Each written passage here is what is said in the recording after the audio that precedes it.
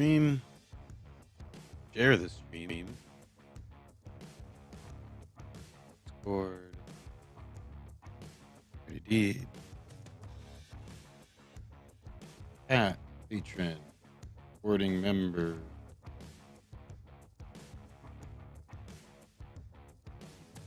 The first Sunday of October.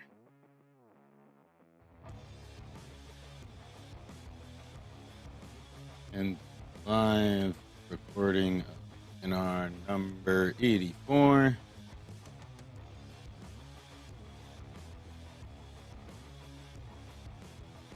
Join us, suggest show titles, have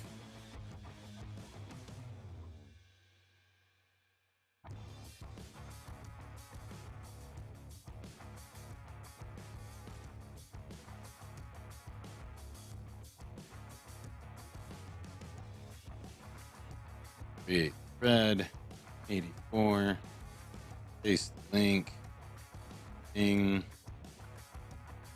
away we go. All right. Now,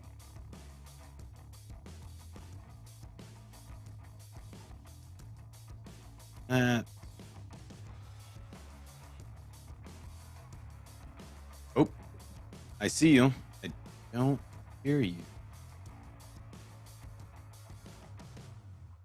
Yo. There, now I hear you.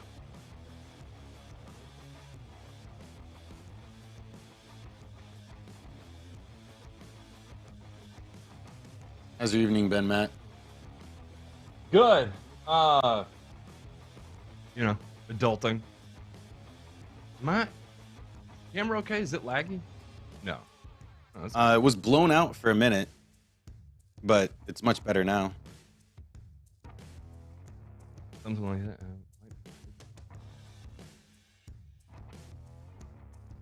Come on. That's too dark. We'll go up one. One click. One stop. Bueno. We got it. Good, man.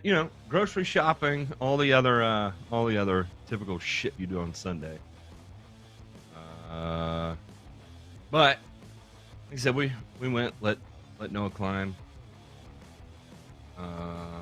Watched him haul. She actually made it to the top too. Lilia did? Yeah. She did the Nice. easier one. She made it to the top. And wow, was she fucking nervous with the heights? I don't blame her. I would have been too. I don't like heights. What she did, it was funny. She got down on the ground. She was shaking. She's like, look, how much I'm shaking. My hand's shaking. Trust me. I get it. I want nothing to fucking do with that.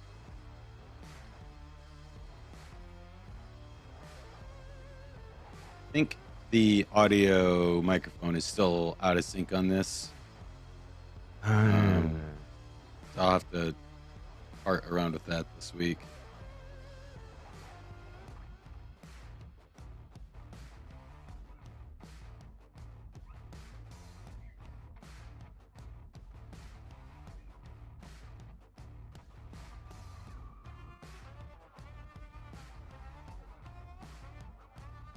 All right.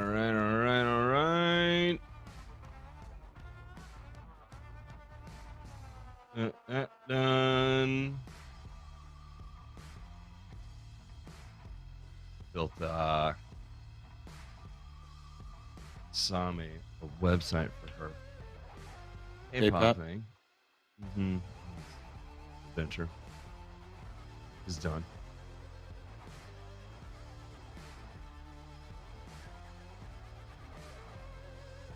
It is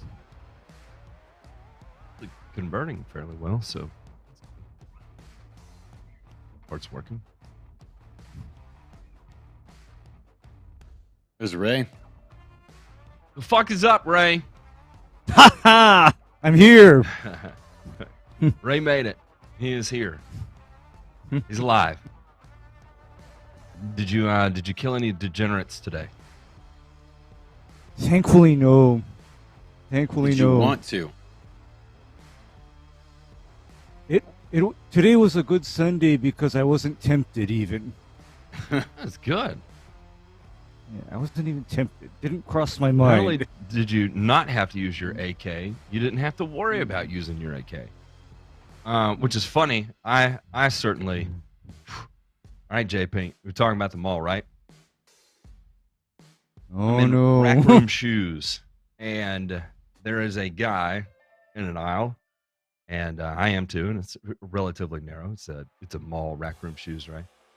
And he and I make eye contact, and he's a heavier set guy. Makes eye contact with me, and John, he fucking flares his shoulders out like, you're not getting past Oh. me. Straight Oh, up, for fucking fuck's sake. chest up, shoulders out. Well, I was like, I'm up for a challenge. And I just said to myself, I said, I'm going to walk right through this fucking guy. And it just sounds going to be, I'm not going to throw an elbow or anything. I'm just going to fucking walk right through him as if he doesn't exist. I think that would be the most condescending thing I could do, right? And so I do. And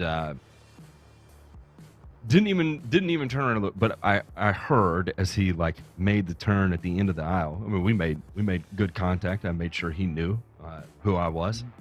And he gets to the end, and I think I heard him fucking giggle. So I don't know. It was really, really fucking weird. And I was like, did that just happen? And Probably did. yeah. I saw me and the kids on the aisle next to me, and I go over there and I'm like, please stay with me because I may fucking kill somebody. And if I do, I'd rather there be at least one witness why I have to do this. Dude, I don't know what it is, but I swear to God, whatever clown world we're in right now, it is. I have a theory about that guy. I have a theory about escalated. that dude. I have a theory about that dude. California or New York transplant. That's Very my well theory could've on been. him. No, Very well yeah, could have been. because Ray, one thing I can promise you is that this guy was for sure a transplant. yeah, You're Absolute- you're dead nuts on. Without a doubt, is a transplant. yeah, because or here's an alternate one that would really flip your mind, Matt. Hmm. What if this motherfucker was a Hawaii transplant? Because Matt, do you know how many people I gotta literally shove out of my way? Or if I don't shove them, I'm telling them, get the fuck away from me, please.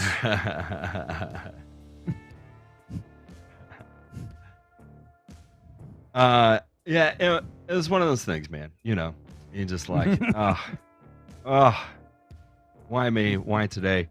Why now? Yeah, why now? Why, Yeah. why right now? Yeah. God. But I survived. I made it past, and I'll tell you what, the guy will not forget if he ever crosses me in an aisle again. I don't think he's going to bow up the same way he did today. I think that'll be a second guess. Shit, I don't know. He may come at me harder the second time. He may run at me. We might have a football fucking impact the next time. Might He might tell you what his safe word is.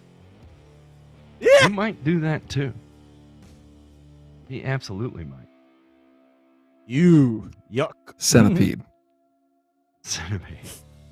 Mine is too predictable, to be honest.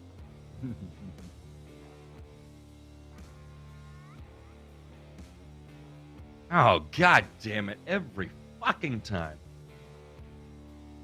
Every time I try to open Notion and it just gets stuck in a fucking loop, and then I end it and then open it again, guess what it has to do? It has to install a fucking update. It is just fucking like clockwork. I didn't have to. There we go. Todo bien? Bien. We are golden.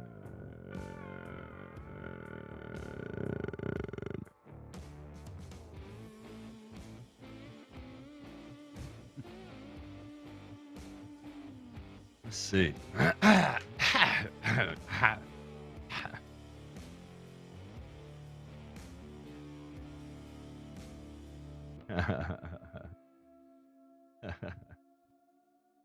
I just. Oh, come on. Stay with me. I just saw Ray's comment in the chat. That's pretty fucking funny. Because I remember the last big event. Ryan there was catting around town like a big man in a Porsche. Yeah, had a little Yeah. Carrera flavor going on. That was also he was. as for her words, start my midlife crisis properly. So Yeah, I mean, that was just really sweet, though, Ryan. I mean, I enjoyed it. Yeah. Let's see. No, honey, know. let's be honest. I've been in a perpetual state of midlife crisis since 12, 13. It is. Somewhere there. It is what it is. Yeah. Oh, I was gonna say since 20 years old, but I've been over the hill since age 12, so there, don't count. I've been some over people the have an hill. old soul. Ray redefines what an old soul means. No, it's not that I have an old soul. It's just that I have an old body. Ugh. It's like, I don't care about my soul. It's the body that's the problem. What the fuck?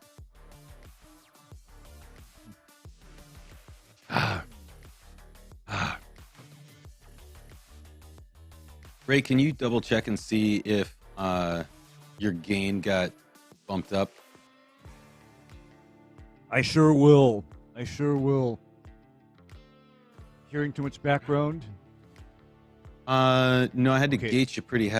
Because just I was even when coming you're in not hot. talking, there's a bunch of Okay, no. I'm going to guess that probably did because PC went through a couple of updates and whatnot, and when that happens, it Oh, it's funky. sometimes I know it Friday fucks- night you hit some snags. Well, Zoom crashes my PC. Zoom crashes my We PC. should do That's the something fact. about that. Fucking Zoom. Okay, how am I now, J-Pink? Much better. Okay, yeah, because my gain actually went. It wasn't pegged, but then it was higher than what it should be. Because wait till my gain is set at 30.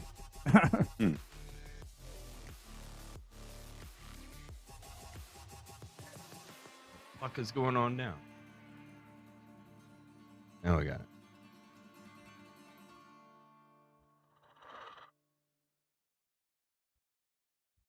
There we go. There we go.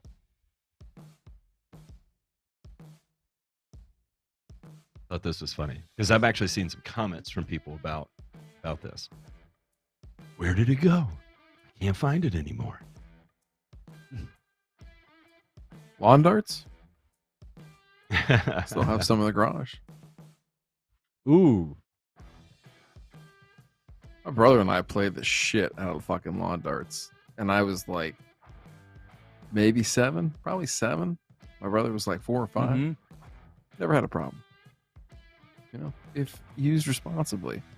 You know, it's for people like Driver that they have to write these goddamn warning labels and take stuff off the market, like fucking lawn darts. You know, things that have an actual value in society.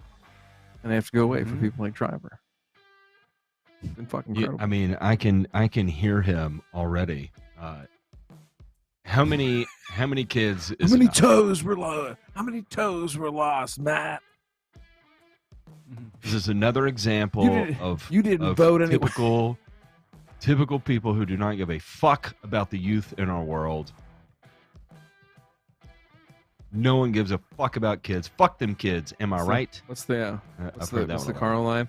Everybody's always about the children. You know what I say? Fuck the children. Let Darwin take over. Not Darwin. It's more Seriously. about physics, gravity. Yeah. Oh, Yeah. Einstein will take care of things. Well, Everything and, is you know, capable of terminal velocity.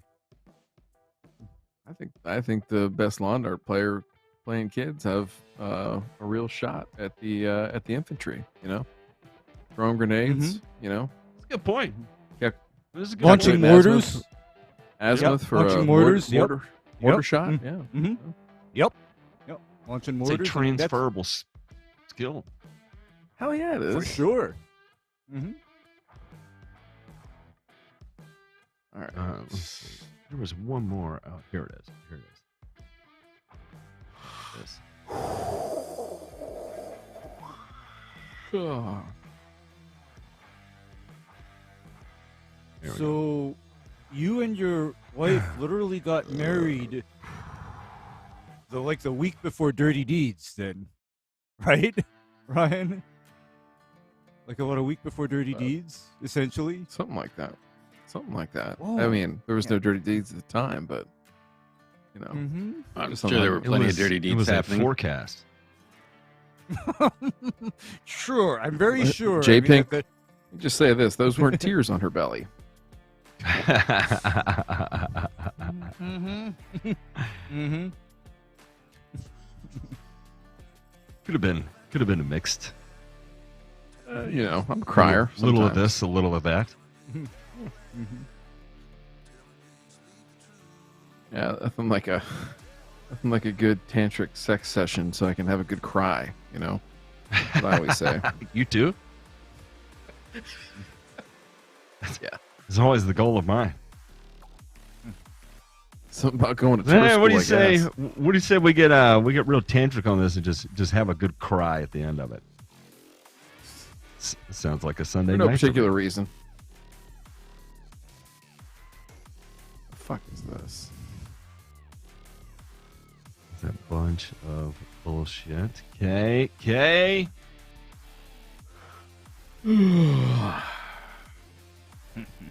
All right. Go start, DeMay.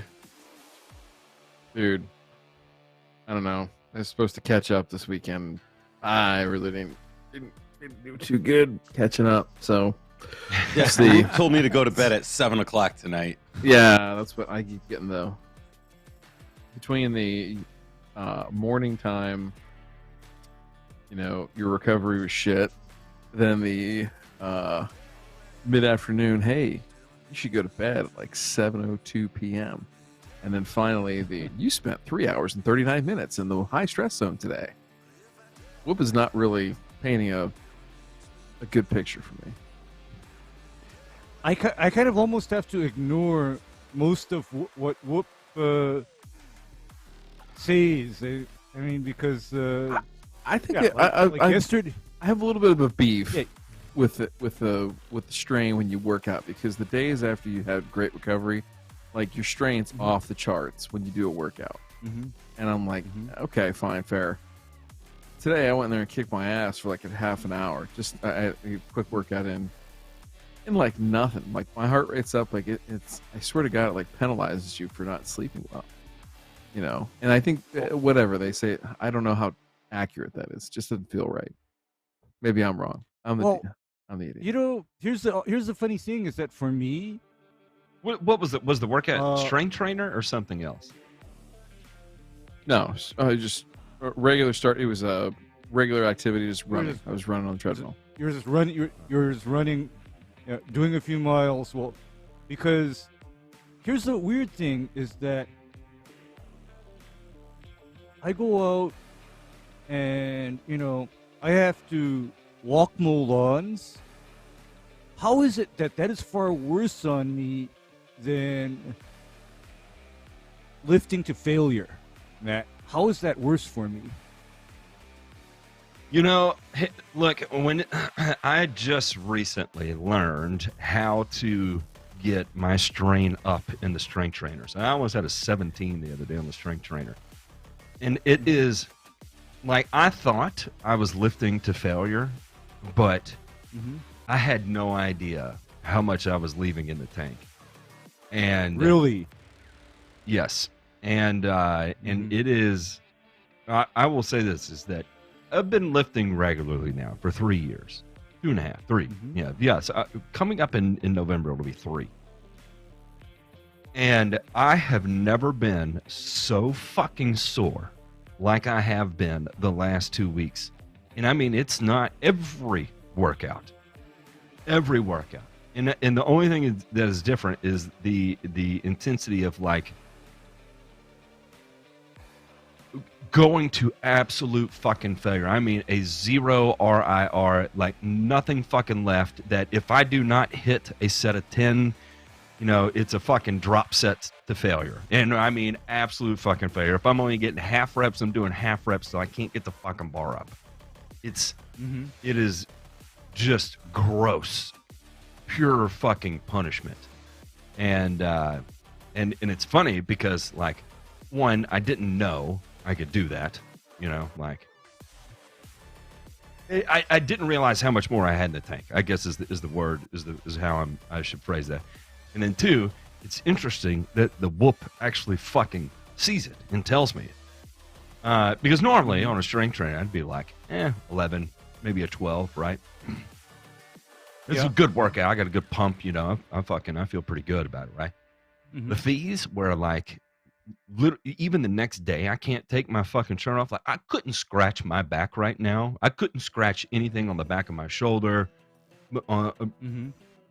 I have 0 range of motion and mobility because I am so goddamn sore right now. It's unfucking real. And it's from a upper body workout. And again, I mean, I hit a fucking almost a 17 on the strain on a fucking upper body workout, and it was just. I've never been. Look, dude, my last leg workout, I hurt so bad right now. It's been, what is today? Today's Sunday. It's Friday morning.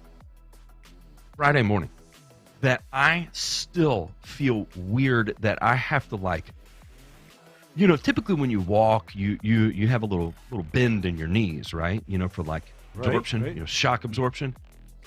I am constantly locking my legs out while I walk because even that slight little bend hurts so fucking much because of the tension of how sore I am. And these last few leg workouts, I mean, all of them, I'm telling you guys, I have never been so fucking sore in my life. And this is, you know, I thought I'd never be sore again because I'm lifting regularly, right? Oh no. Oh no. This is a whole new level of soreness that I never knew existed. And it's a fucking thing. Because I'm going to tell you that for me, I add weight or I add reps, unless I'm on like a blast, I feel it. And I feel it for a week. I mean, that's just how it is. I normally don't. Because if I'm just Madeline cruising, Walker. yeah, if I'm just cruising, then yeah, I feel it after. And the odd thing is that it's super delayed. Like, I don't feel it until 24 hours later. Then I know. I have no idea. I always know It came up in my search. Yeah, I always know 24 hours later. I have not started the Hyperion program. That's going to be the next thing I do over on the Game Trust. And I just this weekend got everything added to the workouts. You have to get a little creative. It's not everything lines up 1-to-1, but I got that added over, and so I'll be switching to Hyperion here shortly.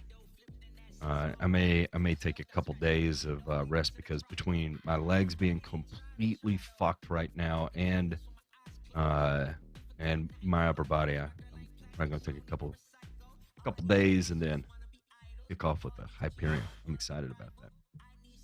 Greek Geek said, you got the leg workout right when you can't sit down on the toilet. Yes. When you get the knees chattering and you go to sit down and it's just, yeah. Yeah, again, hitting this absolute fucking chaotic. Why is my microphone cat. There it goes. Being sensitive. Is how close I get to puking. Oh my God, on leg day. I mean, it has just been consistent, right on the edge of puking for a long period of time. For a solid 45 minutes. If it takes me an hour and 15, hour and 20 to do legs, 45 minutes of it, I mean, I am just like, after every set, I have to bend over so the blood goes back to my head so I don't faint. And I'm constantly, deep breaths, tell myself, please God, don't fucking puke. Please God, don't fucking puke. Please God, don't fucking puke. Yeah, man, it's I have been focusing on intensity, right? And I don't even know what that means. I don't even know how to define that, right? But it's like just fucking intensity, right? Like as hard as I thought I had, I'm trying to go even fucking harder. And I mean not harder in the sense like faster, right? Control repetitions, but I mean just absolute everything I have in the tank. Nothing fucking left. Nothing fucking left. If I got to pull off 50 pounds to get 4 more, and that fourth one, I am shaking so bad, and I'm about to urinate on myself. I gotta do that, right? That's the kind of intensity I'm going for. And say this too, I'm growing without a doubt. So mission accomplished in that regard. But boy, I thought I went pretty hard before, but I had no idea. It's funny, so Matt, I don't know what I'm doing, but I'm doing the hell out of it. It's pretty fucking accurate. Someone said go harder, and I took it to heart. As a matter of fact, that's exactly what I'm going to do. I'm going to go harder. What is this? Oh, we're doing some tinctures here. Rebels in full spectrum CBD tincture. I've done a few of the CBD tinctures. I can't say there was ever anything that I was like really like mind changing for me with the tinctures, but I don't know. I know some people fucking swear by it big time. They absolutely love it. Hey Matt, this is Oh your my reminder God, about the DeMay. RSS. Oh yeah. I'm It's gonna a do good that block tomorrow. after that, too. I mean, if you're the D, if you're the D That D line, tackle DN. yeah, and you see O lineman coming at you just fucking roaring like the Niagara Falls, man. That was a lot of puke. I mean, that was a significant amount of vomit.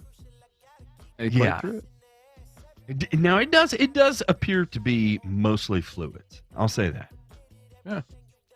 I don't see a collection of viscous or chunky material on the playing surface. Probably drank too much water and Oh or yeah, whatever. he got it down. Couldn't keep it down. Yeah, couldn't keep it. He got it down. Too much water. Come right back up. Yeah. In certain settings in college, we called that the boot and rally. That was how you got ready for the next 12-pack of Natty Light that was showing up. If you know, you know. DeMay, I know that look on your face. You have been there before, haven't you? Oh man. It's like, oh man, I could easily do more beers if I just had the room for it. Matter of fact, I do. Now we do. Damnedest thing. Now you do. Now you do. And then you pull your dick out and you piss on the vomit, to clean it up, something like that. Yeah, just to knock it into the grass a little bit. Yeah. or get it off the walkway. Let me just stick this big foamy draft beer piss all over this. Yeah, that'll smooth it over. That'll make it better, right? That'll make it better. Things you tell yourself. Thanks, Gary. That's a good episode of this sometime. Alternative episode. Things you tell yourself when you're drunk. Things you have told yourself when you're drunk. Boy, this panel could probably... I can fix her. Spend a while on that. What episode were you talking about, like, being on cocaine and waking up with a revolver in your hand, or seeing the sun come up. All that shit. Several of them.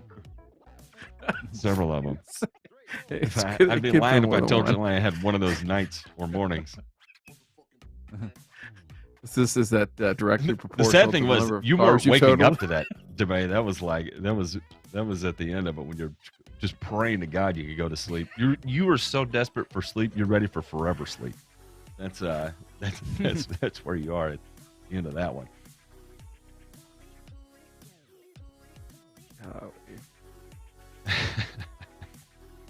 Dark humor. Sorry, everybody. We always. You don't come here for a pick me up. I'm sorry.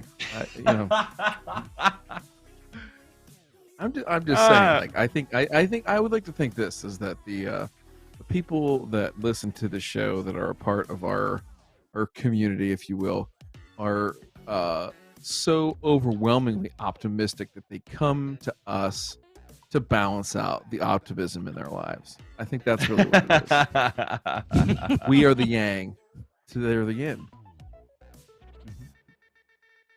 I mean, look at how many people are in IT, and look how cheery of a bunch they are. Mm-hmm.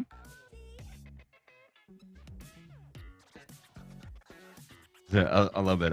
Clausen just tagged me. And he's talking about upping his elemental magnesium race for muscle soreness, and man, I am on some elemental magnesium. A lot of elemental magnesium.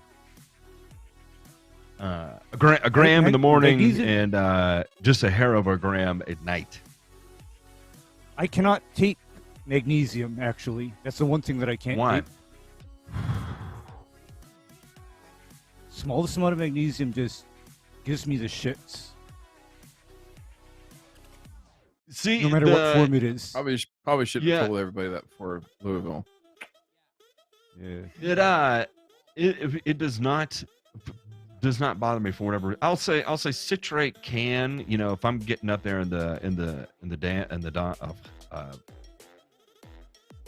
rates of elemental, but grams, but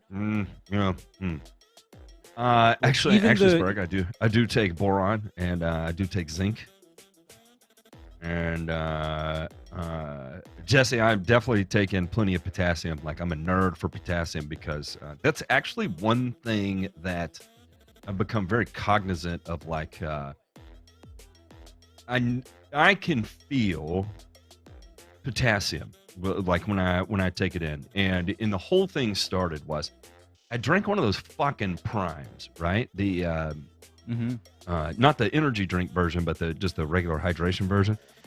And it was weird because I drank one of them and I legitimately felt different. And I was looking at it and I was like, the fuck is in here? And I noticed it was all potassium, right? And it brought me back because I remember, fucking coconut water always for me, like, makes me feel very alert. And and I started putting two and two together. And so I have become very anal about my potassium intake as a result of that, because it really does make me feel good. Clausen, I am neurodivergent, and you're exactly right, Grass Thief. I'm glad we are here after a lot of those early mornings, late nights. But they say magnesium is good in that regard, and so. Who is it? I found that fucking bro science guy, Bow-Tied Poppy, I believe is who it is, or Bow-Tied Magnesium is another guy. It was the same one, and it's fascinating to read some of the things that Grim Hood is his handle, at Grim Hood, and it's fascinating to read some of the things because this guy has some serious fucking health effects that again. It's not that I have anything against the doctors in America. I mean, they obviously do an amazing job at saving many, many lives, right? But at the same time, you can get caught in a loop with modern medicine and modern doctors that is seemingly hard to get out of, and it'll send you down a wormhole purely due to blind trust. And I firmly believe that, especially as time has modernized and the rate of velocity of communication has increased so much, that it is more important than ever to become involved in your own body. Awareness of your body is at an all-time high, right? I think it's a need. I think everyone needs to do it, especially because our lifestyles are so different than they used to be. You know, we comparatively, we're not out farming every day. We live a comparatively very, very, very sedentary lifestyle, but also, you know, our life expectancy now is 80 years, right? So it's wildly different than what it used to be. So anything we can do to increase the quality of life, right? I think we've done a phenomenal job of increasing the quantity of life. However, the quality of life is one of my biggest fears, right? I don't want to spend a fucking decade as a brain dead vegetable, especially with the rate that Alzheimer's is in my family. You know, it's kind of a fear I have. So, you know, a lot of, like, I take nattokinase, enteric-coated nattokinase. It's great. It's great for clotting, right? Even if you have thrombosis or existing clots, it does a very good job of dissolving or breaking them down, right? You have to be careful, because if you have too big of a one, it can knock it loose and then, you know, go to your fucking brain and kill you. So, you know, it's best to know your starting point in that regard. But yeah, I will say that I have been a lifelong sufferer of insomnia. And in fact, that was the whole reason that started me on this whole thing of where I became aware that you can't always trust everything a doctor tells you at face value. You know, sometimes you have to take matters into your own hands. And I'm not saying become a doctor or whatever, but, you know, just ask questions. You know, ask questions. Learn more about it than what they offer you as just an answer, right? Because, you know, the more you know how to effectively communicate what you're feeling, the better information they're going to have on how to better treat you. And I think a lot of the gap that we run into right now is that we don't know how to effectively communicate what we're dealing with. And so anyway, I was just going to say magnesium is very effective, especially magnesium glycinate is very effective for me. Mm-hmm. To hit that point where, like, oh shit, I need to fucking go to sleep right now. Now, melatonin does not fucking touch me at all. Nothing. I can take 3 milligrams of melatonin. I can take a milligram of melatonin. I can take 20 milligrams of melatonin and fucking go to a Guns N' Roses concert and rock out with my cock out.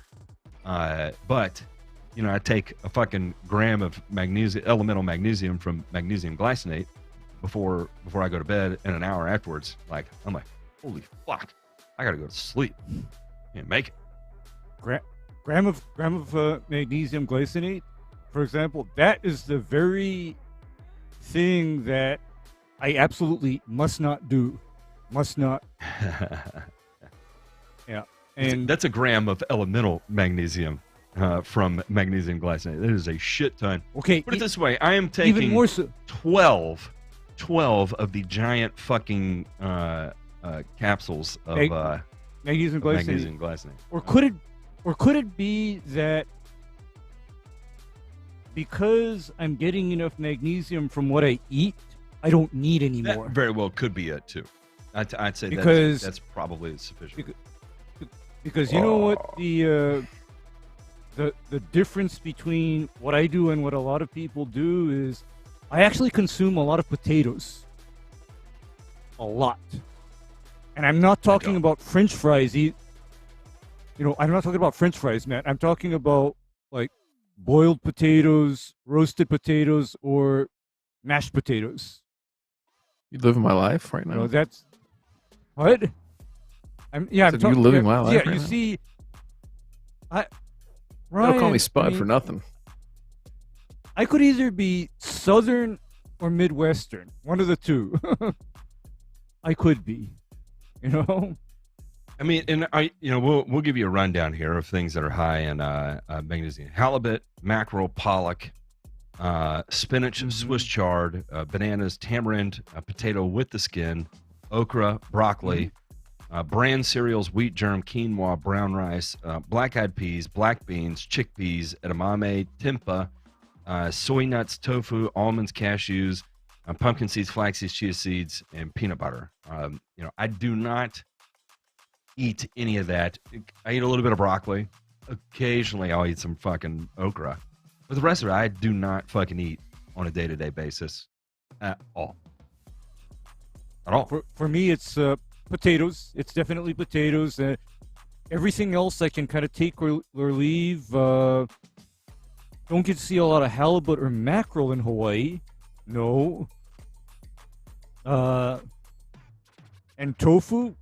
Do you know why there's magnesium in tofu, Matt? I don't. It's because the way that you get the tofu to solidify as those white blocks is you put magnesium chloride into that soybean slurry, and then that causes the proteins to coagulate. And the name for that, goes back to ancient Japan. They call that nigari. And the reason why they call it nigari is because that crude magnesium chloride that they've extracted from seawater tastes disgusting. But that's what's needed to make tofu. And that's how come there's magnesium in tofu. It's from magnesium chloride.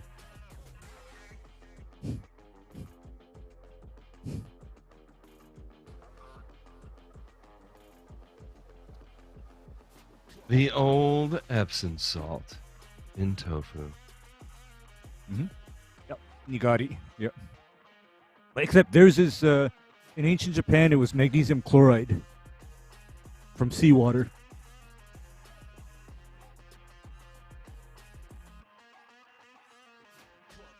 Where am I? Where am I? Where am I?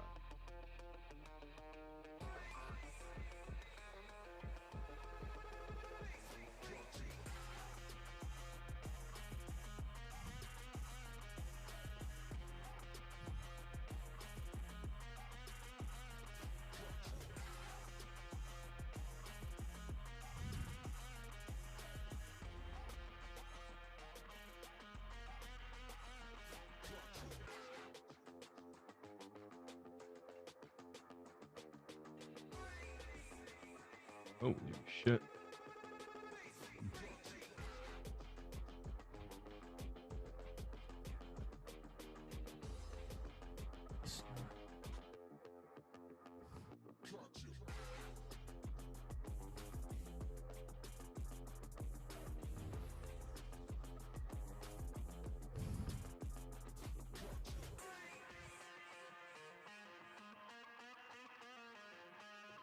You all ready? Yeah. Oh, no, bueno. Yeah. All right. Well, then let's get into it. As business owners, entrepreneurs, family men, it's difficult for us to find the time to put together projects like these. Even though it's something we really want to do, unfortunately, taking care of the things we have to take care of comes first. However, because of viewer support for people like you, we're able to continue doing this. Please consider joining our Patreon and supporting the Burn and Return podcast.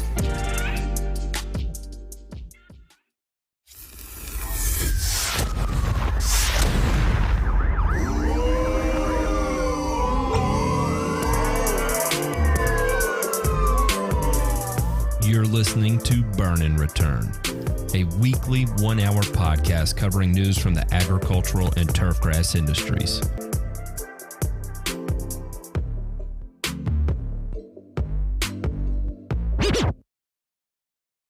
When the DJ scratches, you know what that means. Welcome to another episode of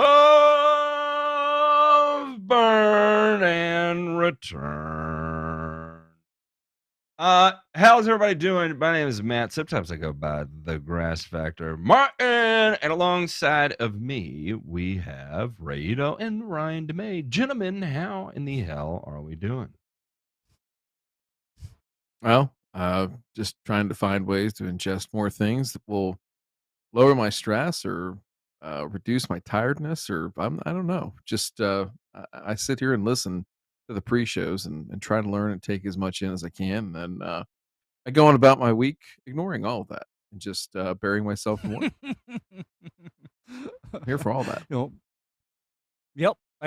I've spent a lifetime trying all kinds of things to even get the first 50% out of myself. I'm not even looking for the last 1%. I just want the first 50.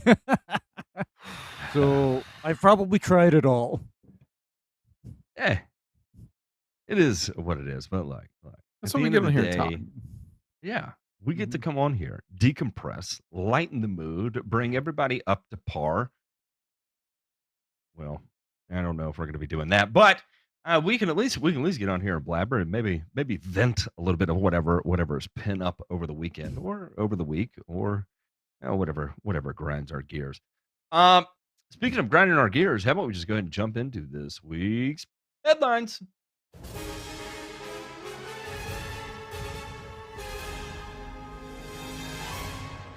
Nothing to fear here. This is just the news, and if you didn't feel good after last week's episode, don't worry, we are here to redeem you. And we got some news that is going on. Boy, let me tell you, up in the Northeast, one thing that they are running out of is dry weather. The amount of rain that they have been getting, New York is underwater. The airport is underwater. And here we have it in the local news in Springfield, Massachusetts. They're like, boy, even the landscape companies are freaking out. G&H Landscaping says they are still playing catch up due to the amount of rain over the past few months. Wet weather has been taking over the Pioneer Valley and has been slowing down local landscaping companies. Lord have mercy. Gary Korchesny, owner of G&H Landscaping, says that the rain has put them behind on scheduling. We're behind. I don't think we have had one full week of mowing where we were on schedule this entire year. From the standpoint of our projects, we're about 6 to 8 weeks behind. It was 4 to 6 weeks, but the rain just kept pushing us out further and further, and the rain keeps coming in. Korchesny told 22 News that they have also been trying to get some seeding done, which is very time sensitive. He says if it gets too late in the season, they're not going to grow. They're trying to get it done by mid-October, but again, more rain is delaying the process. While landscapers can't work in these wet conditions, that's when patience comes in for customers. Landscaping in the rain can cause damage to lawns and equipment, but G&H Landscaping says they're doing what they can to service all of their customers. Even though all this rain is affecting their work, Korchesny says it gives them time to do maintenance on their equipment. Oh man, what a feel good feeling there. It's like we're 2 months behind on work. I know we're stressing the holy hell, but at least we're getting a lot of maintenance done. Yeah, Jimmy, go back in the parts room and count how many belts we have for the permagreen can. I'll say I don't this. know, man. Maintenance projects do catch up, but like when you are so fucking down and out that when the news is asking you how you're doing and the best that you can come up with is like, well, maintenance is getting done. On the inside, this guy's like, I am so ready for this year to be over with. Get the F out of my face before I fucking slap you. That's what's going through his head. I know, and that's where people need, I guess, perspective, because my favorite thing to tell people when it is raining is kindly stick your fucking head out the door and look. It's raining, okay? It's raining. Fuck off, okay? Also, this is a neighbor of our friend Brent.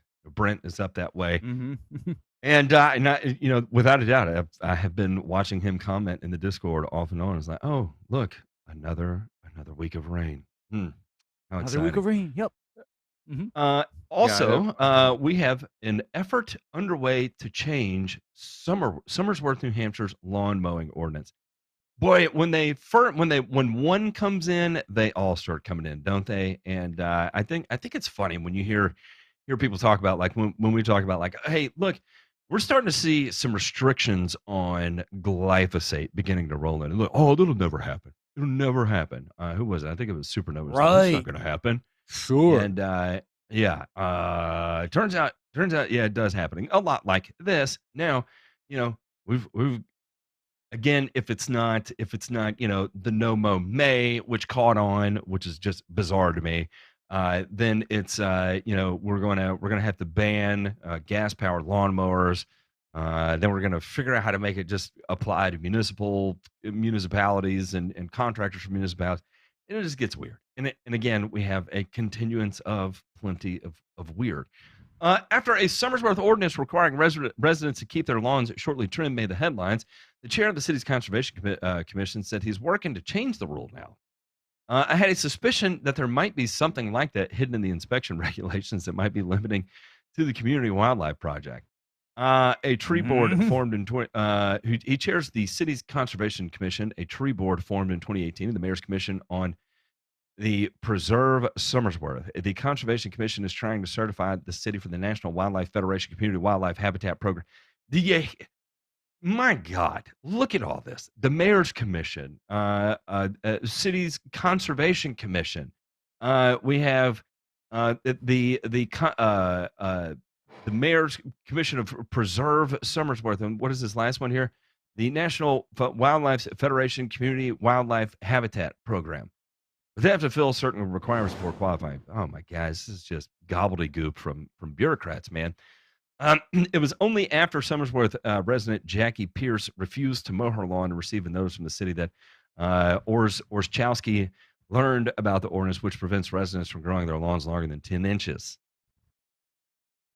Orszowski said he's now working with City Councilor Matt Girding to change the ordinance. He wants to broaden the definition of what the city will allow, be less rigid about weeds, and guide residents towards native species that can most benefit wildlife. It goes on to talk about this. Okay, gentlemen, is a 10-inch lawn? First off, do you have to? Does your lawn height have to be enforced legally to begin with? That in and of itself seems ridiculous to me, right? And then coupled on top of that is this debate over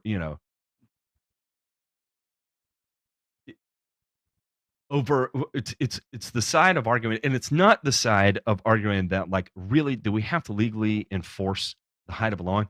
What it comes down to is we need to legally enforce the height of a lawn, but only as pertaining to the benefit of the environment, if and only if we're using environmental friendly plant species, natives, so on and so forth. Do you see where I'm going with that? Like, you're fine tuning the ridiculousness to the wrong parameters, in my opinion, of course. Mm-hmm. Well, I mean, I do have to put it to everybody this way: is on one hand, we have to make a decision now. What do we actually want in our cities? I mean, do we want these groomed and meticulously maintained areas, or do we want the landscape to look more natural and less meticulously maintained, and maybe even be more of a habitat to various forms of wildlife? However, my concern with wildlife habitat is, what if that wildlife might not be exactly what we want? Well, Like, and that's I why worry about this things isn't. like, Yeah. I worry about snakes and pests and things of that sort. Where, okay, I gotta tell you, where my brother has a hell of a time right now. You know why he has a hell of a time? It's because his landlord is one of those organic wokie dokie types. And my brother has pet centipedes and pet cockroaches. Yep. Where for me, I'm I'll see you thinking, with the ladies. bro, Mm. no, bro, I can take care of that in 10 minutes with a little jar of tempo. Done. I was gonna say this: if I'm using that as a line, do you want to come see my centipede collection? One, it's very factual, and two, there's only one centipede that I own, so there is that. Mhm. No, this is a it gets back to the public health issue, right? So this isn't just a code enforcement, HOA lawn care BS thing, right? There's a Mhm. genuine public health angle with these Mhm. ordinances and things like that. So, I don't know. I understand why as a city you have to take a stand on this kind of thing. I also wonder too, like there's plenty of places you can live outside the city limits where you don't have to mow your lawn down to 10 inches. So I don't know. Okay, Uh Ryan, Go you ahead. touched Go on ahead. something. You touched on something in that here is the trend that I've seen even in my own state. And this is the emerging trend. Environmental and health safetyism overrides and becomes so twisted that actual health and safety take a back seat. In other words, health of the quote unquote environment becomes more important than the health of people. That's what I'm seeing in this, discussion right here, is that the health of the environment is more of a concern than the health and safety of people living there.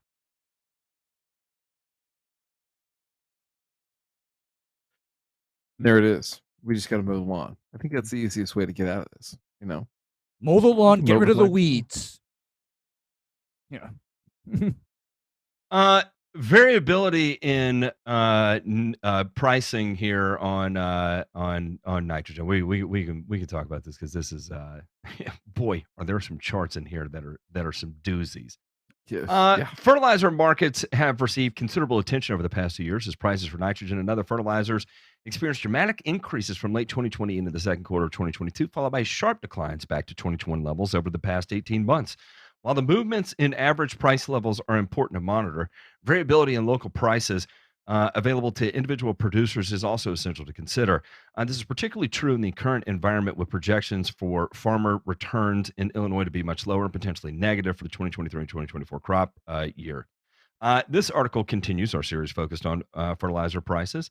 You can go back through the Farm Doc Daily articles to take a look at the previous editions with a focus on variability in price levels around the averages reported by the USDA for Illinois. The historical data shows that there can exist a significant amount of variability around average price levels, and the variability tends to be larger during periods of fast market adjustment or rapidly rising or falling price levels. Amazing. Variability exists when there's rapidly rising or falling price levels. Who would have thought it? This is a brilliant piece of writing there. This suggests that farmers should carefully monitor changes in local pricing opportunities and, when possible, compare price quotes from multiple suppliers. Again, man, this is just unbelievable information here. The biweekly Illinois Production Cost Report, provided by the Agricultural Marketing Service of the United States Department of Agriculture, a more bureaucratic just jargon there, reports average prices for fertilizer products and farm diesel fuel based on statewide surveys. The report also includes the price range for survey responses, providing a measure of price variability within the state for fertilizers and diesel fuel over the 2-week period covered by the report. Note that there are both spatial and temporal components to this variation. The price range reported captures variation across price information sources or respondents, as well as variation that could occur during the time frame over which the data is collected to create the report. For example, we will take a look at anhydrous ammonia that spiked over $1,600 a ton, and that would have been as we transitioned to 2023. And then we had a boy howdy fall off back to just over $600 a ton. So, where we saw an increase of almost 400%, we then had a pretty significant, almost what would that be? A 50% reduction, 60, 75% reduction on the fall there. Absolutely insane variability. Again, this has only been rivaled by 2008, where we saw just a gigantic spike, and then falls. We transitioned into 2009. And then we also see the same thing applies to urea as well, where we were cruising along, just under $400 a ton, and then we saw the spike upwards of over $1,000 a ton, and now it's fallen back to just under $500 a ton. And then the UAN market, which would be the liquid nitrogen that we see here, moving from just over $200 a ton to $700 a ton, back down to roughly $350 a ton. So again, monumental chaotic scenes here. Now, while we can take that one aspect into consideration, with like yes, that 100% is the biggest influence of our particular sector here. Now, in relation to every other aspect of just life in general, how that ends up affecting us, and of course with inflation and everything else, here is one of the nutty things about it, right? Is okay, if your input cost jumps 400%, but your per acre bushel increases that revenue wise, that you're increasing, like for instance, when corn is over $6, you can still make a fairly decent profit on that, right? Your margin is probably going to be about what it was before, but you're still pulling in profit. No issue there. Where it gets sideways quickly is when you have a rapid fall of fertilizer prices and a rapid fall in commodity prices. And that is one of the big things we're running into right now. And so, as we were hoping to find a softening of commodities, because fertilizer prices are falling, and then we might see gradual decline on commodity prices. What ends up happening is where you're not turning a profit on your farm anymore, and that's going to be a lot of insurance claims. It's going to be a lot of abandoned fields. Time's up. It's and over. Any hope for softening that you were expecting is pretty much going to the wayside at that point. So, it's tough. It's tough. And I think the interesting part will be coming up here. Where do harvests land, right? What do yields end up at on corn and soybeans, particularly in the Midwest here? Because if you think about it, depending on when some of these guys and gals bought, in the ag space, if they bought high, if they bought kind of trending on the downward of 2022, the input costs that they have on some of these crops is really, really high, higher than they've seen in quite some time. And there was really no way to catch up to it because it had already caught up to them. This was the second year, right? They basically had to plant under these conditions, and it was only getting worse at that time. So, a lot of drought in certain parts of the Corn Belt and certain parts of the Midwest, Great Plains and whatnot. So, um, that could bode poorly if there's poor yields, right? Not covering costs, or if there's less of these crops in the market, right? Price goes up, which helps out the people that were able to produce, but then come next year, where does that put everybody? So it'll be interesting here, Matt and Ray, over the next, 60 days or so to see where things land, how close to, some of those Department of Agricultural projections we were. And again, knowing that people have a lot on the line on this harvest, and it's got to come through, or else, dominoes might start falling. Boy. Anyway, let's how about we jump into our favorite segment here and check out this week's Joe Knows Turf.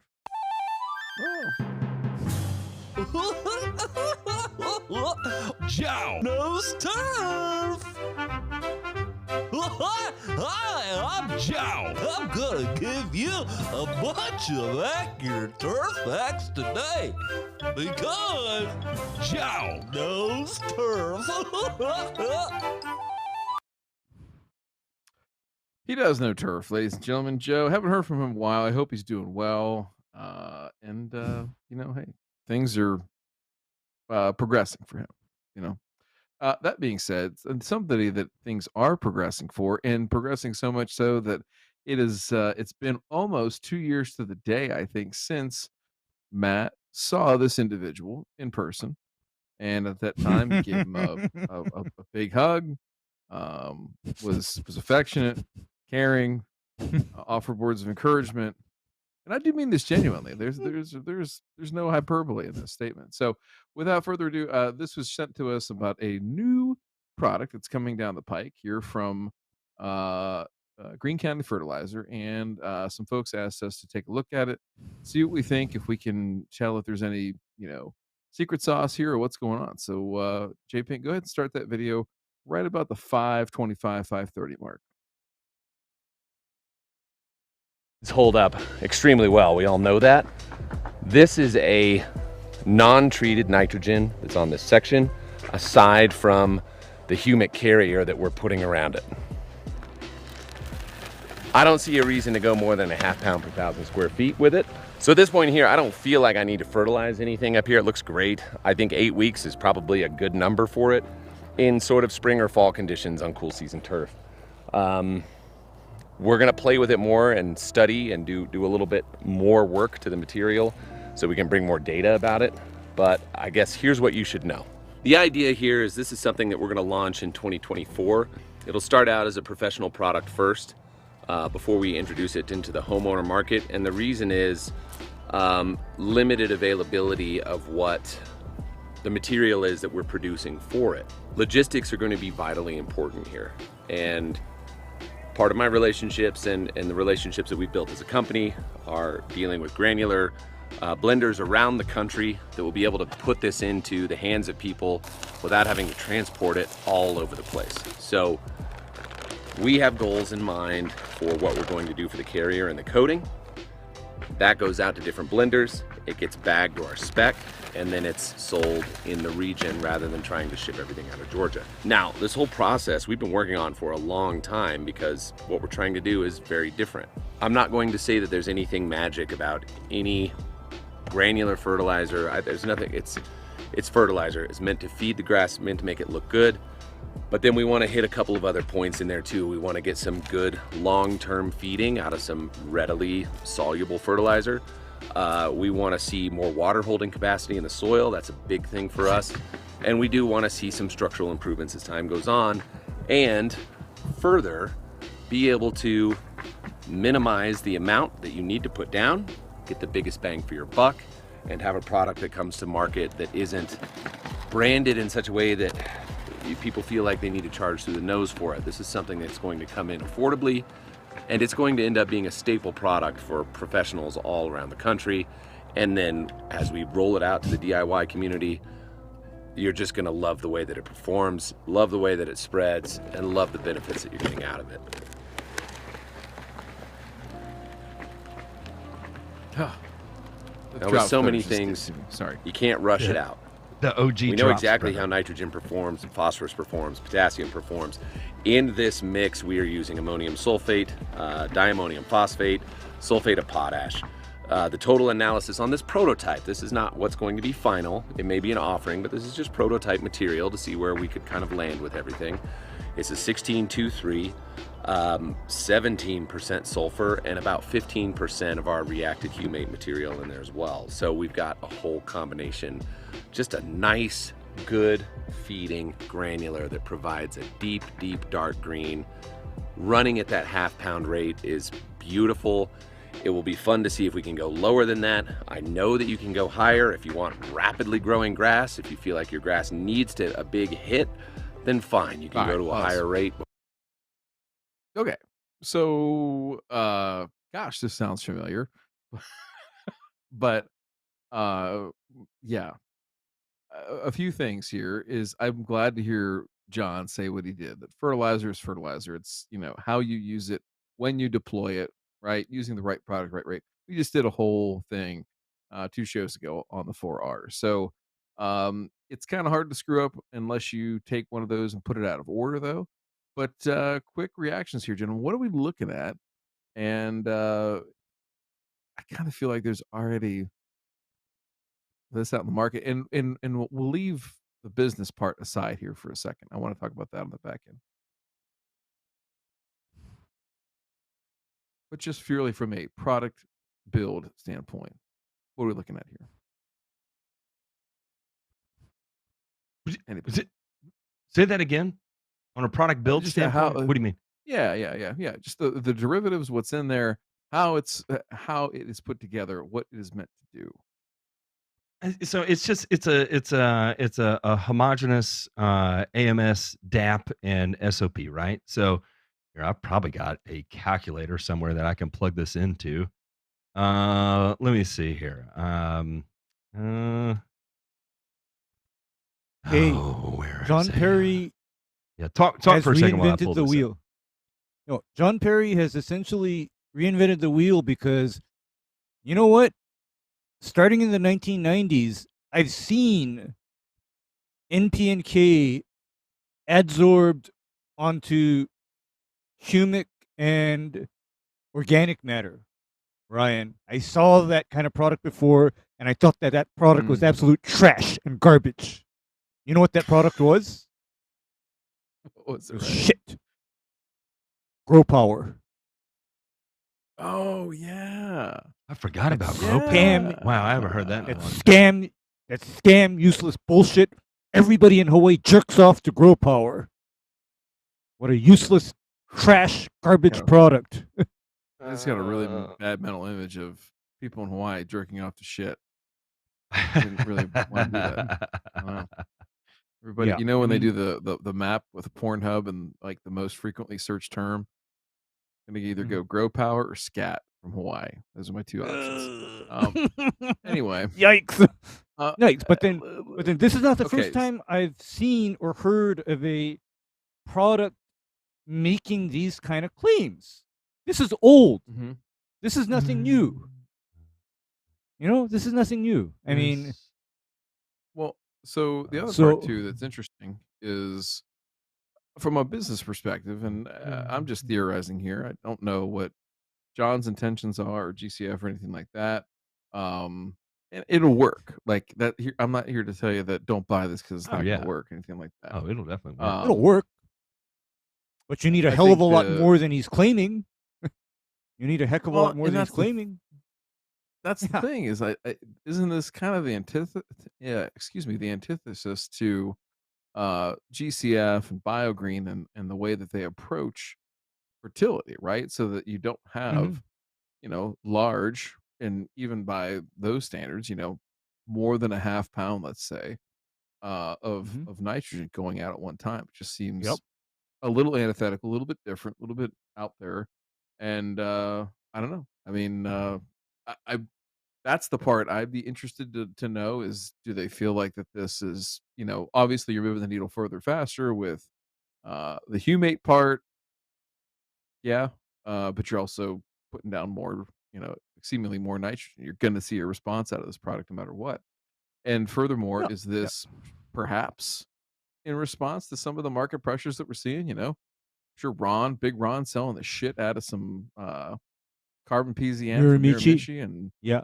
all Yep. that Yep. is probably moving the needle a little bit. Earthworks breaking into the market here on the homeowner side. I mean, so yeah, there's a lot of pressure in this granular space to have something.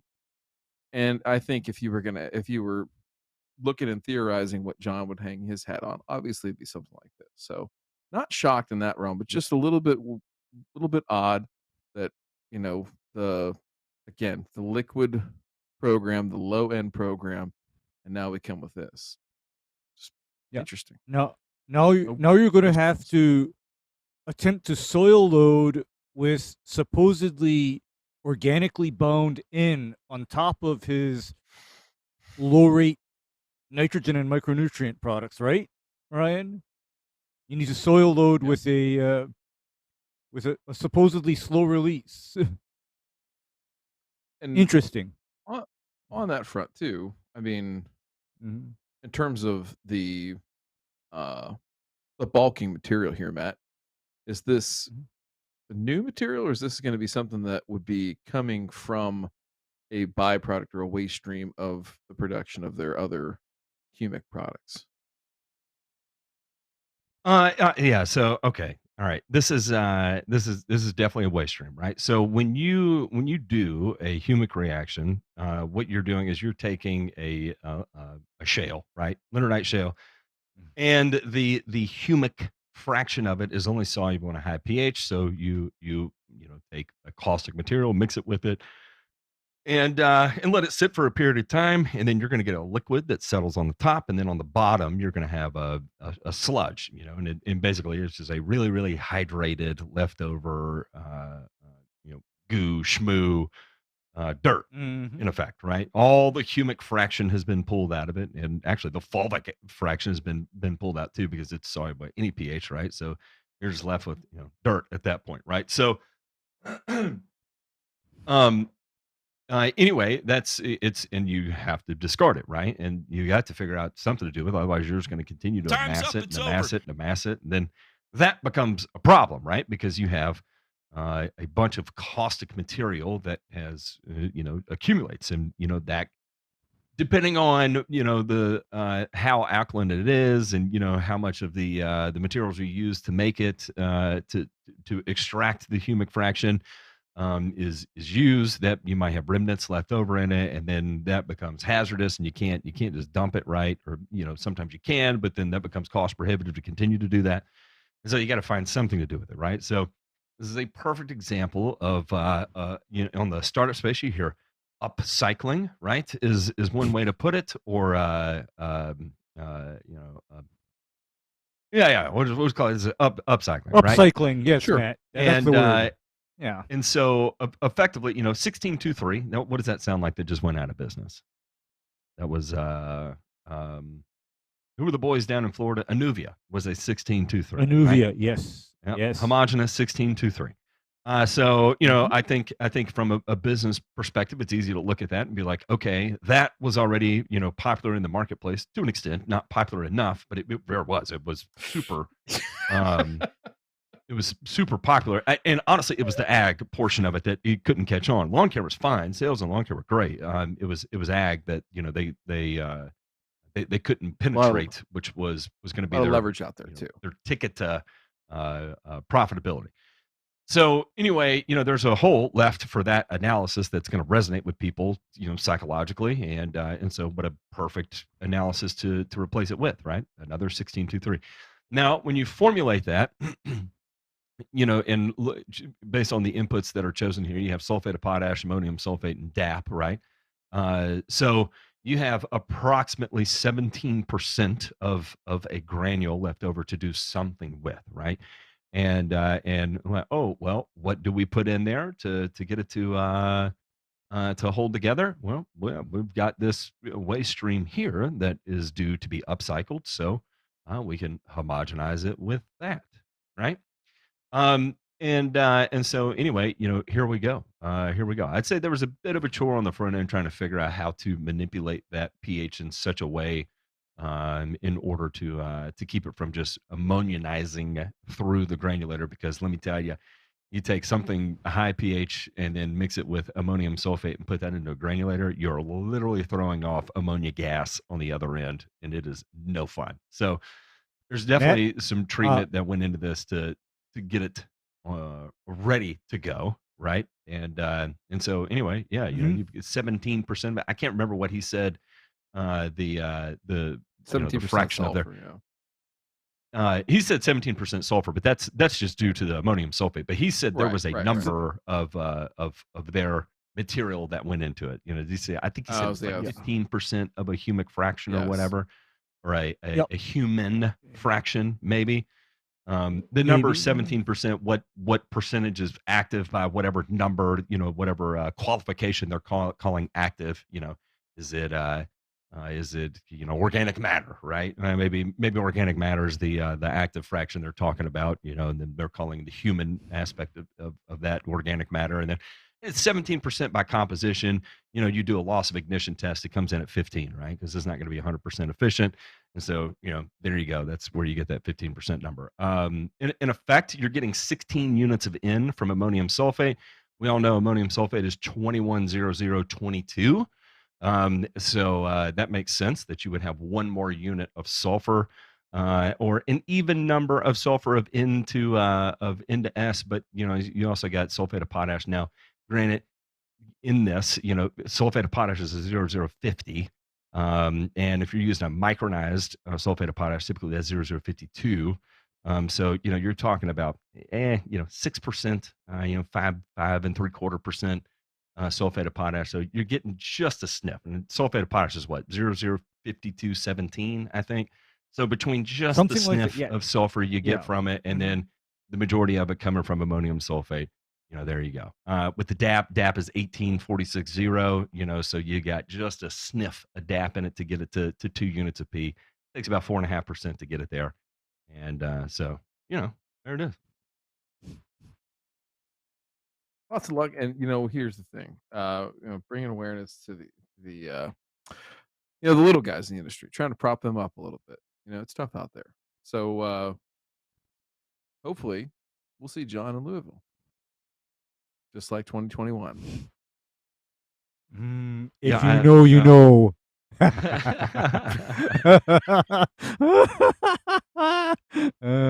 Good luck, John. I like the formula. It's going to work without a doubt.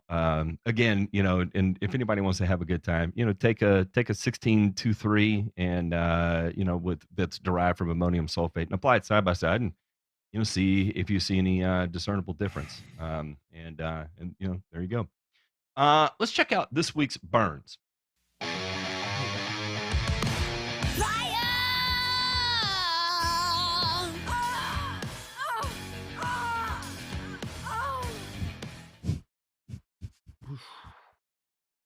We have Sheila.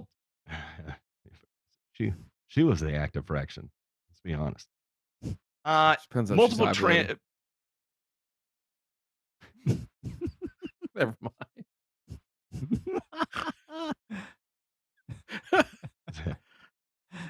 Sticky situation we got into there. Those are tears on her belly. Those aren't tears. Those are not tears. Anyway. At an in-town suites in Pittsburgh, of course this would happen in Pittsburgh, easily the worst city in the union. Wait, is it Pittsburgh? Yeah, it's Pittsburgh, without a doubt. An in-town suites sent a bunch of people to the hospital because of pesticide exposure.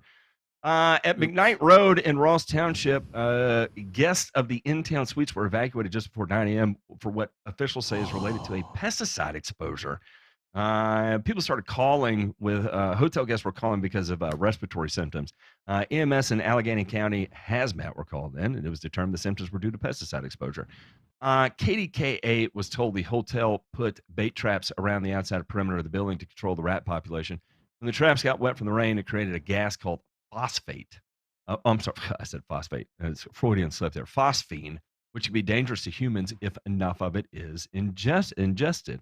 When it mixes with water, and I'm not sure what brand or what company or what the active ingredients were in that rat bait, but there is a known thing where different types of rat control substances, whenever they mix with water, can create phosphine gas. 7 people were transported to area hospitals and 4 were treated on scene, none of which are critical. We thought it was fall change, but not with the headaches, the nausea, the body aches, the neuropathy, the tingling in your extremities. Meanwhile, Pittsburgh Transit brought buses in for temporary shelter while the fire department worked to ventilate the building to try and get guests back into their rooms safely. Hotel management told KDKA they hope to welcome guests back by Monday's end. Home is where the heart is. You don't want home to be where the hurt is, guest Garrett Powell said. Watch out for the phosphine gas. Ray, how does phosphine gas end up happening? Okay, phosphine gas happens when you mix water or react water with chemicals known as phosphides.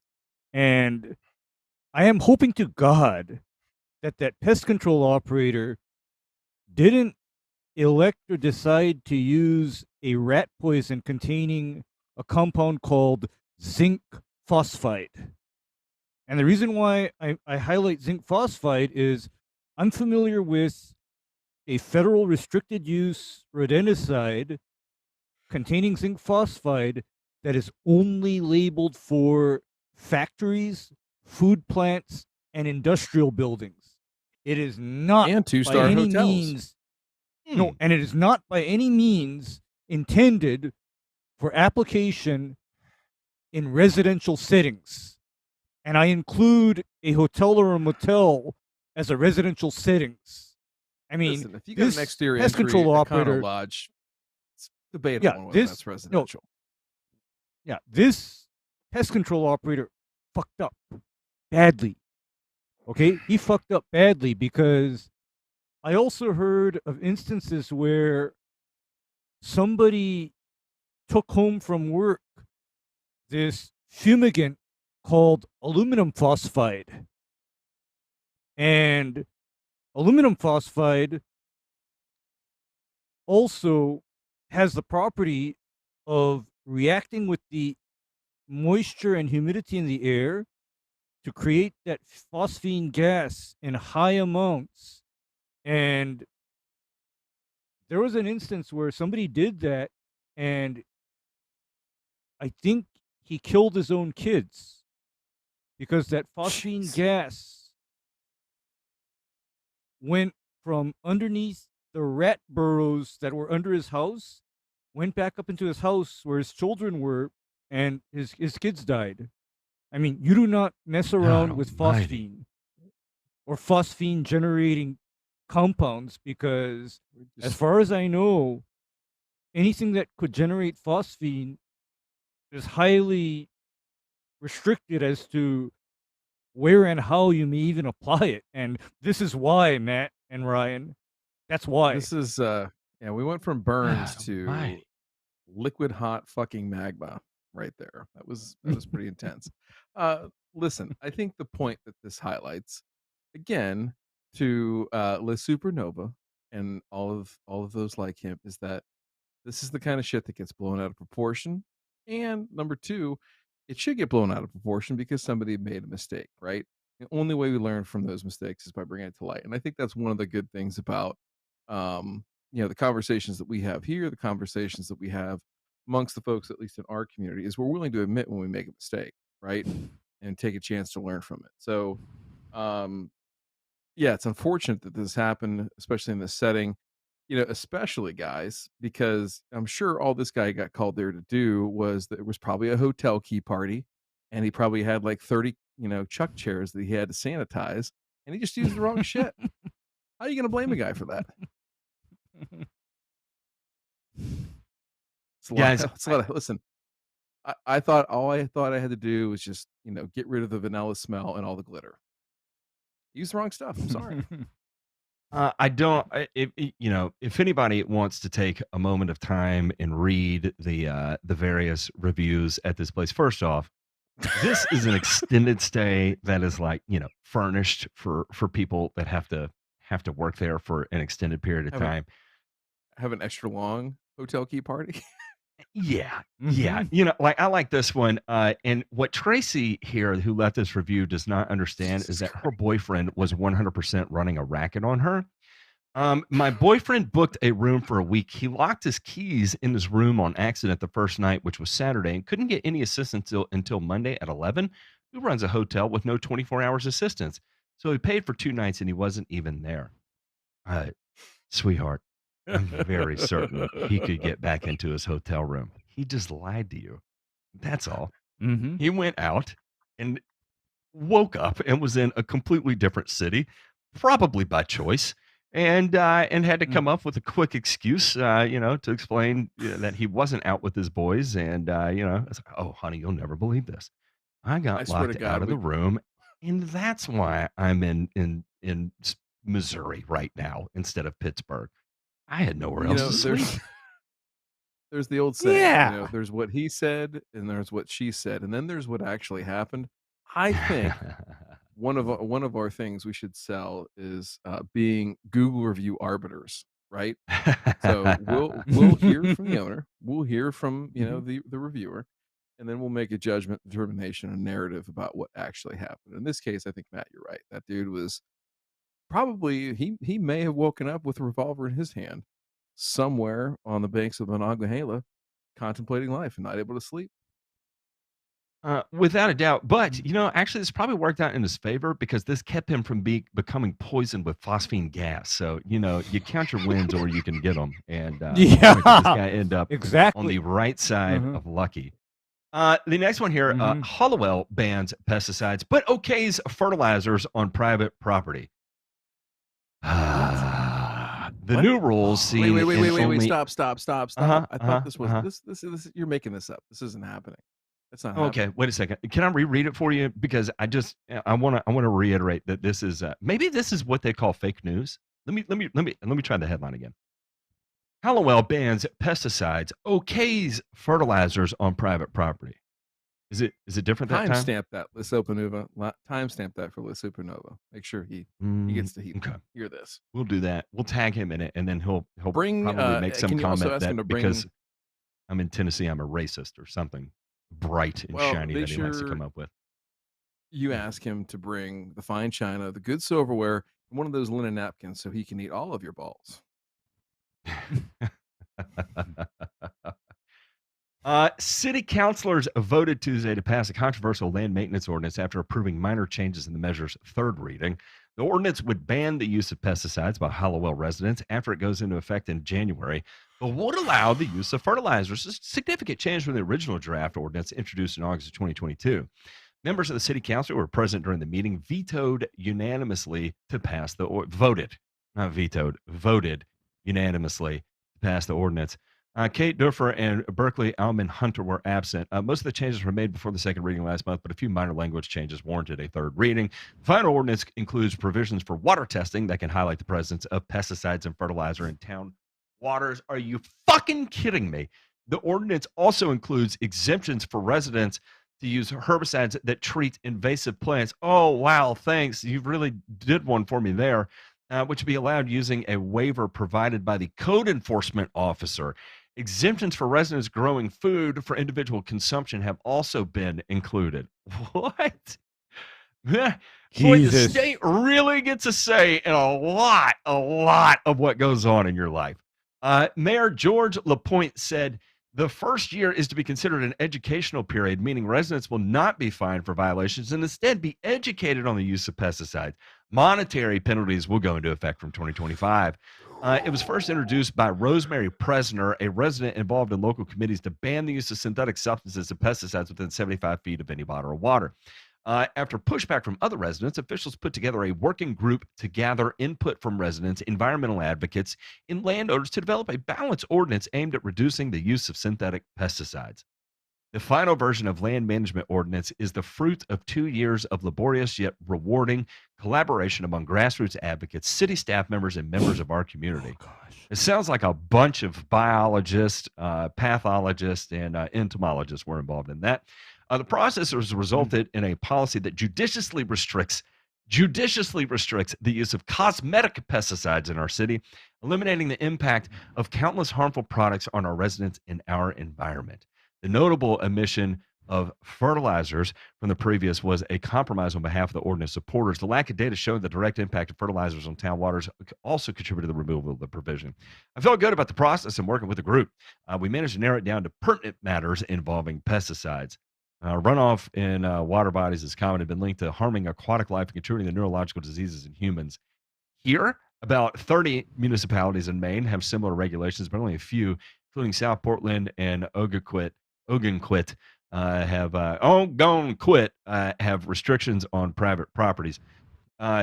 This is something we are excited about. If you look around the state and even the country, very few people are doing this, and it's an interesting situation. We look forward to working with it. Yeah, we hope to spread it to a town near you. Yes. Holy shit! Boy, we will really give it away in the name of safety if someone convinces us it's dangerous, and it doesn't matter what it is. Here we have coined the term pesticide is so vehemently evil. We will allow the state to come in and look at what we're growing on our property to decide if they should issue us a permit that allows us to use a pesticide or not. We I have a knowingly question. gave that freedom away. in the I have a name question. of safety of a cosmetic or synthetic pesticide. What are you going to do when you have roaches coming into your house and you want to go just get something off the shelf at Ace Hardware, but you can't? You can't do it. You can't even go. I have a Listen, you question. can't even go into the novelty machine in the men's room at that gas station and get spermicidal lube. This my is question. insane. No, this is nuts because, okay, Matt, here's my question. So, therefore, has this town Jesus. also permitted people to keep their land?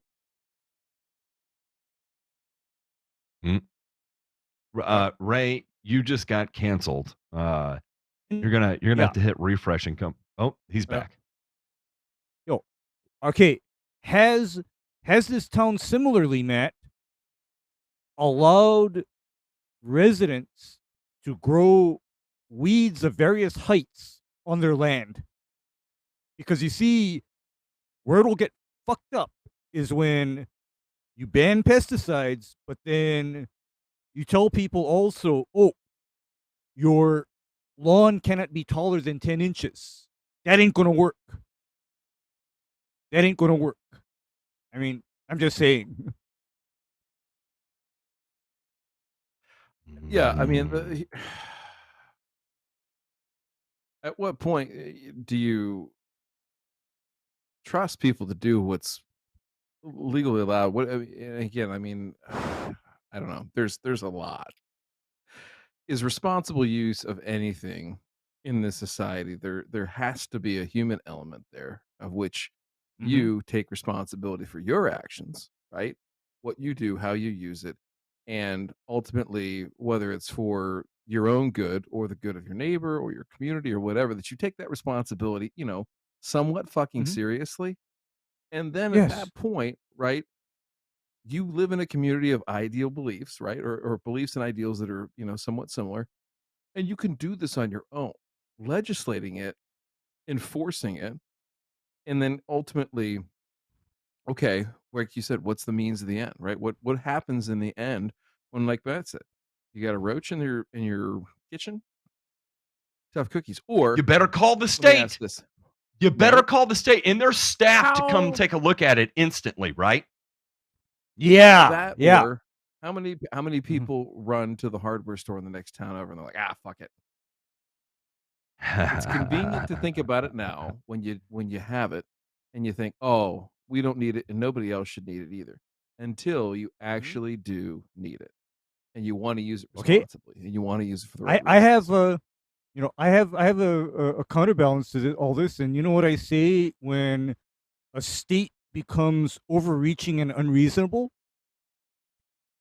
If it fits, it ships.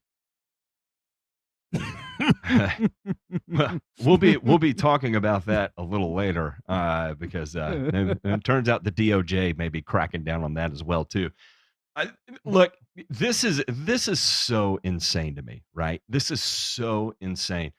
What is I think the most egregious part of it to me is the amount of ego stroking the city people are partaking in over this. Like, guys, we did it. We really got it done. Wait. How big is the carrier in the background in Holloway for the mission accomplished sign? Do we have a big carrier that we can do this on? Oh, without a doubt. Without a doubt. Humongous. Yeah. I tell you what. Someone find me a picture of that county commissioner, and I will personally edit George Bush out of the picture and replace it with those commissioners, in front of the mission accomplished sign on the carrier there. On the carrier. How funny that was that kicked off one hell of a war. That was actually the beginning, wasn't it? Lord have mercy. Again, same thing here. I mean, just ego stroking like. Oh, it is gross. This is actually disgusting. It is actually disgusting the amount of ego stroking and self-patronizing that is going on by these people. If anybody can look at this and not come to the conclusion that we have single-handedly given government entirely too much fucking authority, then you have been licking windows and mouth breathing for entirely too fucking long. This is asinine. It is absolutely fucking asinine. Yeah, this is crazy because I'm going to tell you that, the moment my city actually bans shit like that and it comes through, I'm definitely gone. That's when I'm definitely done. Because I have seen the fallout or the downstream effects from an irrational prohibition on the use of pesticides. I've seen what happens. And by the way, folks, this is why the hell Maui burned down to the ground, okay? It ain't because of the power company, because the power company literally was not allowed to control their vegetation. And don't ever blame the landowners, because you try getting a permit to make vegetation management applications on large areas of land. Guess what you get when you ask for that permission? That's what you get. Okay? So I've seen what happens when the government comes in and says, we are going to prohibit and restrict you in the name of protecting the environment and for your own safety. What I'm going to say about that is, don't you believe it. Don't you believe it, because you will not be safer or healthier for their restrictions. The opposite will happen in most cases. Mm-hmm.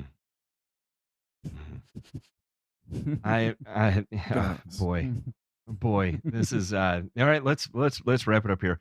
We're gonna turn it into returns, because this is really gonna make it full circle.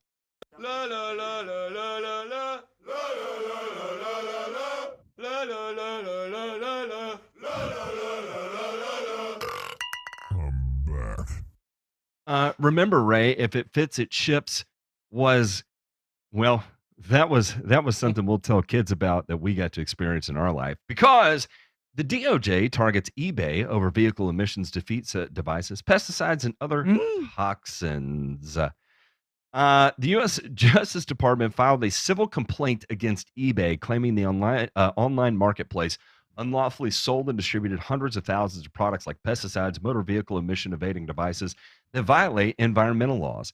The complaint Wednesday claims eBay sold, offered for sale, or caused the sale of more of 343,000 aftermarket devices that tried to evade motor vehicle emission controls. It also alleges the company unlawfully distributed or sold at least 23,000 pesticides that were unregistered, misbranded, or for restricted use. The Justice Department said that the pesticides include a high toxicity insecticide banned in the U.S., a restricted use pesticide that only certified applicators may apply, and a product falsely claiming to protect users against the virus that causes COVID-19. In addition, the complaint claims that eBay distributed more than 5,600 painting and coating removal products that include methylene chloride.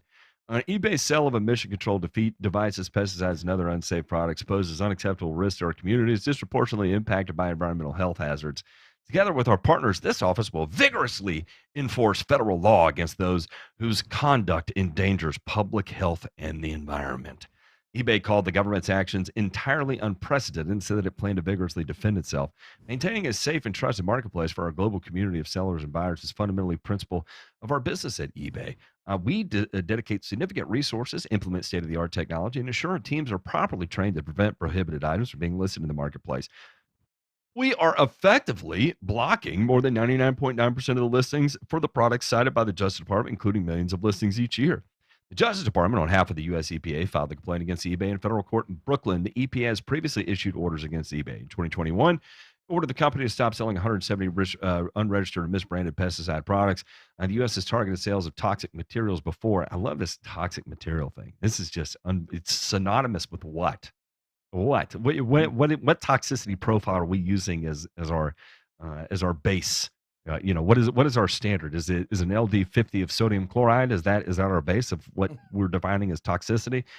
In 2018, the EPA announced a $1.2 million settlement with Amazon over the sale of distribution of illegal pesticides. said at the time the agreement settled allegations that the Seattle e-commerce giant committed nearly 4,000 violations between 2013 and 16, distributing imported pesticide products not listed for sale in the United States. And the EPA issued a stop sale order in 2021 requiring Amazon to take a bunch of shit down, so on and so forth. Now we're going after eBay. Look, okay, I get it. Yes, I have seen listings for restricted use products on eBay before, but I've also seen legitimate dealers dealing on eBay before as well too, and they are the ones that are going to get swept up in this because someone did bad, and again, I think what they're doing is taking all pesticide sales into account here and not just sales of a restricted use product, or in the event of a pesticide that that cures COVID. I think that's the I word, and I'm not sure I've seen that listed as a pesticide before. Maybe it does carry a EPA pesticide registration number, and I'm It just doesn't. not familiar. Okay, so it's interesting doesn't. that is However, carrying a here's what- pesticide. Here's label. what the reason why they could classify it as a pesticide is because ivermectin is frequently administered for treatment of external parasites on livestock Right.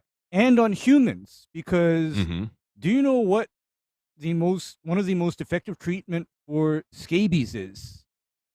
In people. Yeah, you give Staying home with somebody. No, you just give somebody a dosage of ivermectin, and you know what, Matt? That ivermectin dosage replaced an extremely toxic treatment that did get highly restricted. And you know what that treatment used to be for scabies? Huh. Imagine a lotion or shampoo containing something called gamma benzene hexachloride. Lindane. That was the old treatment for scabies. Really? Yes, sir. Or the other treatment for parasites was a shampoo containing malathion. Yeah, I remember that Okay. as well too. I have seen that Okay, before. so- no doubt. So, ivermectin does have a use. However, a little of this is political. And I'm familiar with the product that the Department of Justice is going after because this is a very popular insecticide in Southeast Asia and Africa. It's called DDVP. And it is one of those organophosphate type things, and it's one of those insecticides that nobody in their right mind should contemplate dealing with unless they totally understand and know what they're dealing with. Okay?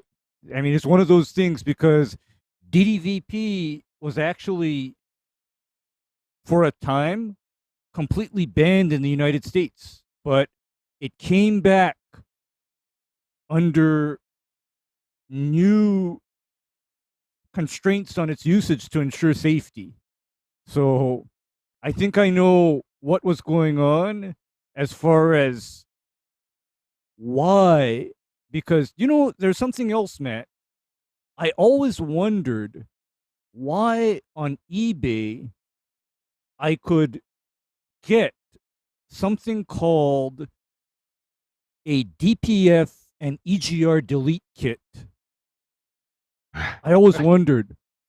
And do you know what the EGR and DPF delete kit was? No. No, let me explain. Say you have a Ford F-350 or Ram 3500. You can then go in and remove all of the emission control devices from that engine, and then the engine will run with those delete kits without throwing a check engine light or going into limp mode. Because the other part of that is I remember seeing these engine retuners that you plug into your diagnostic port, hit the button, and your truck forgets that it doesn't have its DPF and EGR anymore. I know about those.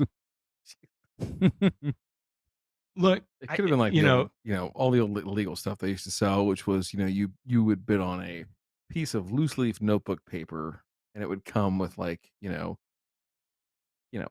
free set of hockey tickets or whatever the fuck it was you could buy.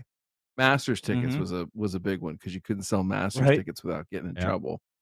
Yeah, and they would just be, oh, you get a free free set of Masters tickets with this loose leaf notebook paper.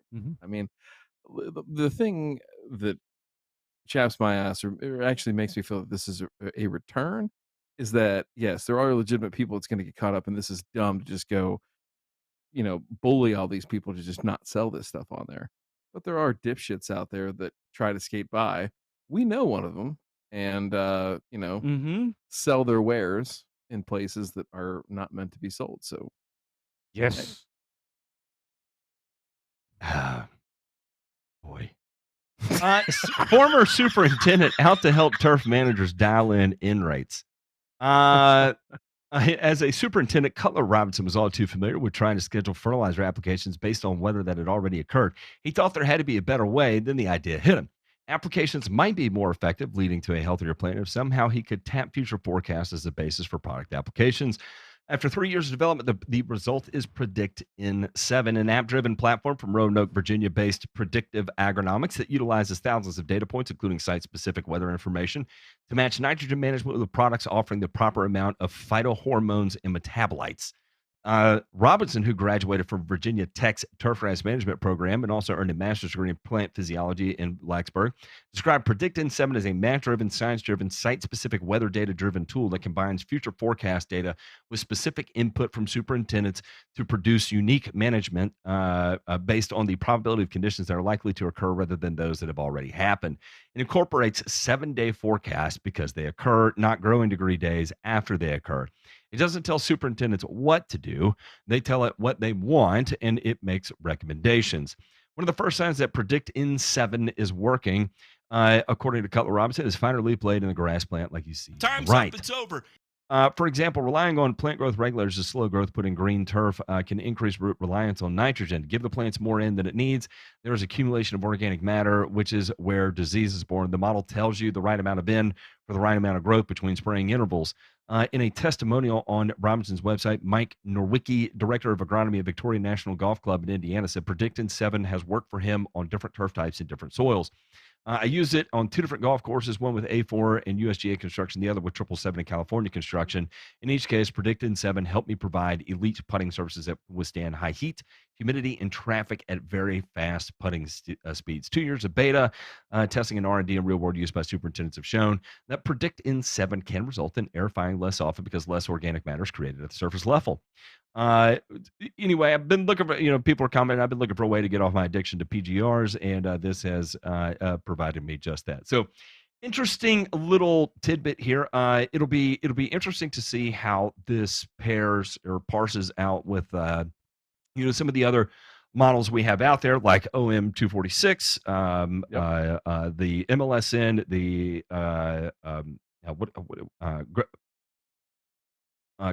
clipping volume, and the climate appraisal form, right? So all of those, and I've seen a little bit of a I didn't look at this article. I'm looking at what I have pasted over here. It doesn't show a live fire of the engram, but I felt like I did see it, and it almost looks like part of what's going on is an aspect of that, like perhaps that is being used as part of the algorithmic materials to generate a lot of the forecasting data as far as what to apply and when to apply it. But hey, man, good on this guy for putting it all together and getting it in. I will be curious to keep my eyes open for what other people say about it beyond just a couple of superintendent users, right? Like if some of these people that have already done a lot of this nitrogen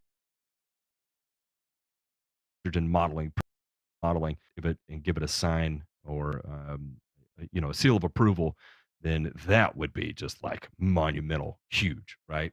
So anyway, that's my It's take on moving it. in the What do right y'all got? direction.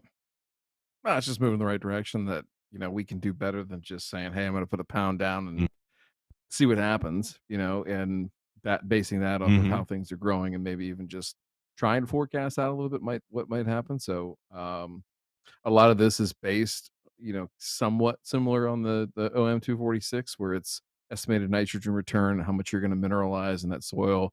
There's some really, really interesting work that's just started here at Ohio State, where they're looking at bent grass in particular, like putting green height bent grass. And something that's been noticed in the last 10 years is how much organic material and how it rapidly intensifies over the first like maybe 2 years it's in the ground. So they're trying to understand how little N do we possibly need, to get things going and then go from there. So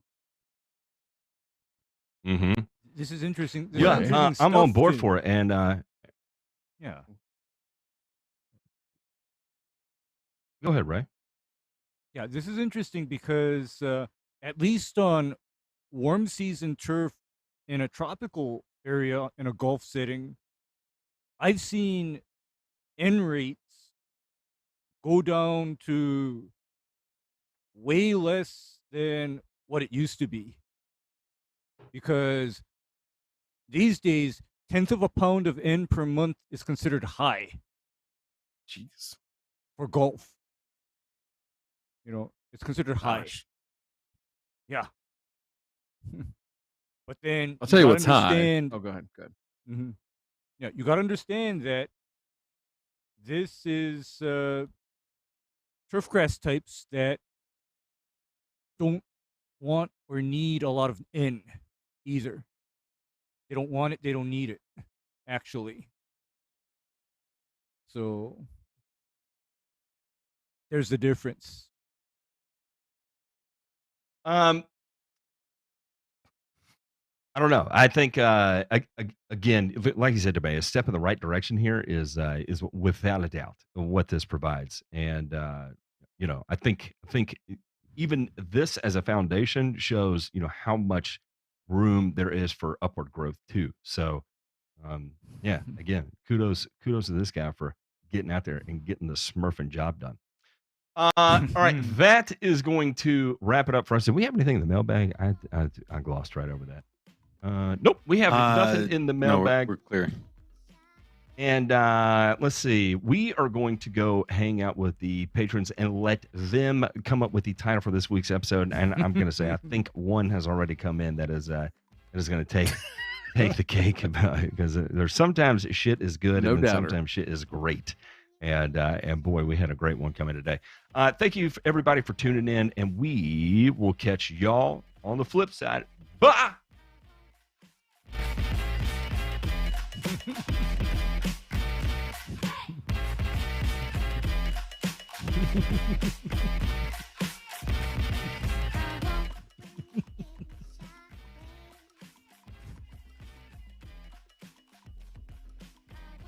All right. All right, We'll slow run through these though. Here. Customies. And then there's this. We know why she needs the law longer than 10 inches, Ellie Coleman. Western Mass rains make landscaping impossible. Ray has a brother. Grass, the only time 10 inches is bad. Municipality attempts to force her to mow her little field. New Hampshire woman asks to legally accommodate lengths above 10 inches. Everybody in Hawaii jerks off. Grow power is the Zima of lawn care. Brent, Like the I Boone's love Farm. it. You need a little grow power before jerking off. Gooshmoo is wokey dokey. Those are not tears. Tears on your belly. Rat poison. Check out anytime you like, but you can never leave. From Pet Cemetery, sometimes dead is better. Ugh. I know how to do inhalants. That's a It's Always Sunny reference. A few people in critical condition leaves the learning opportunity. Sometimes banging hookers saves your life. Govern me harder, daddy. And It's that just- one it's is the too current good. winner. It puts the gamma on the skin or it gets the hose again. eBay supports rolling coal. Town council shows tenacity banning herbicides. That's pretty. This is fucking what good. you get when you ask for permission. Clausen's was pretty fucking good. But yeah, There's this goes Rosemary. There's your to girl right your there. next right now. That's the face Govern you me need to put on harder. George Bush. All right, give me a second here because Jesus Christ. Is this gonna be the thumbnail? Do we yes, Oh God. yes. do we put yes, a it is. comma between the harder and the daddy? Yeah, you got yeah. Harder comma daddy. Yeah, harder comma daddy. And yeah, that was the most effective I've seen Matt on an article in a while. Of just angry, you know. Gave him the red it ass. just, man. Again, this is They spent a exactly what year someone on just that, man. argued the other day that, oh, it wouldn't happen. No one's that crazy. And it's like, yes, Actually, yes, take it that is. link. Tag Okay, Yes, us it all. does so- happen. I could not find a picture of the city council and especially the commissioners that were involved on the committees for environmental conservation, except for a black and white one. So I found a black and white one, and then I converted the mission accomplished picture into a black and white picture, and then replaced them at the president's podium. So there it is. That should be the thumbnail for the event. If you look closely, you'll see where I had to paste in the area where George W. once was. He is Yep. he is gone Yep. now. Mission accomplished. That Yikes. this episode gets your next on the title board here. It's his first win. Well done, sir. Nice. Congrats. Congrats. You're next. So we got Castleberry on Thursday, Hey-oh! and then Heyo. DeMay Oh. will be MIA on Saturday or Sunday the 8th, rather. He'll be Uh, busy. So, quick question: Sunday the 15th is just before Ray is going to be flying here. So I'm curious, real quick, while I got you all here, are we recording on the 8th without DeMay or no? Take a breather. Come On cheer me the on. 8th, so that would be next Sunday. Next Sunday. Oh Yeah. shit! Yeah, the kids are on a fall break, so I actually will probably be on the road to Florida. Okay. So the 8th will be a good one to skip.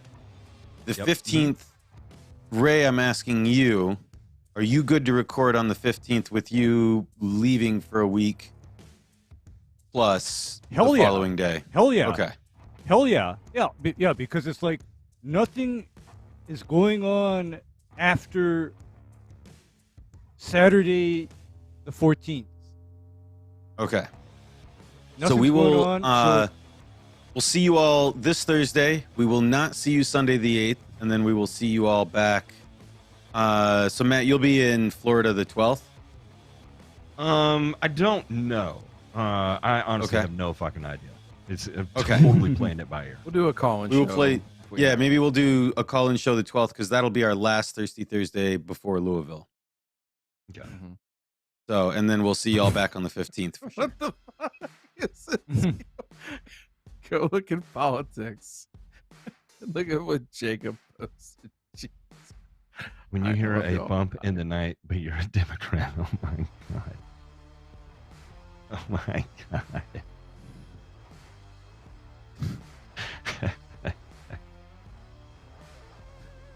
All right. On that note, y'all have a fantastic night. Bye.